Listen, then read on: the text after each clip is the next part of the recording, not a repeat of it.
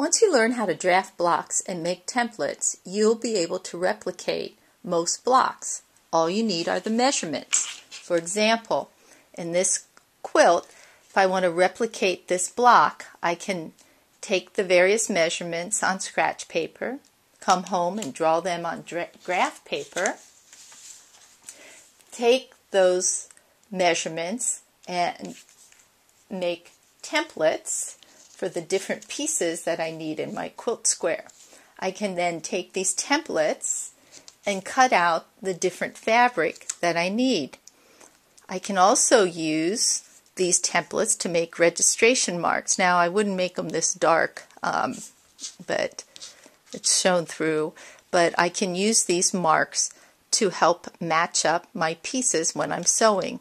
Or I can take those marks and I can draw lines where my sewing lines are going to be, and that's going to help me if I'm having a hard time with a 1/4 inch seam allowance. I can take these templates and let's say I don't like to cut out my fabric using scissors. I like to rotary cut.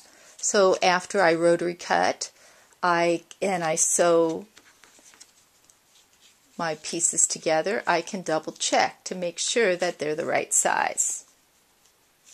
When I'm rotary cut 2 triangles, I get something that looks like this. When I put the right sides together, what's going to happen is I get these long, skinny little points, and I don't like to sew with that. I can use my template to cut off those little points to make it easier, so that when I do sew these 2 sections together, I take it to my machine.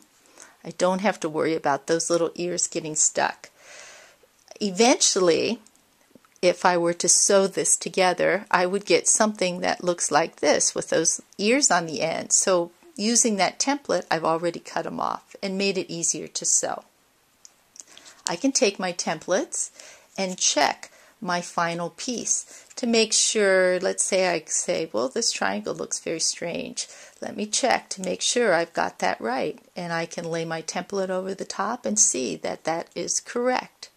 And last but not least, I can take my graph paper where this has been drawn and take my final block to that graph paper to check to make sure that the dimensions are where they're supposed to be.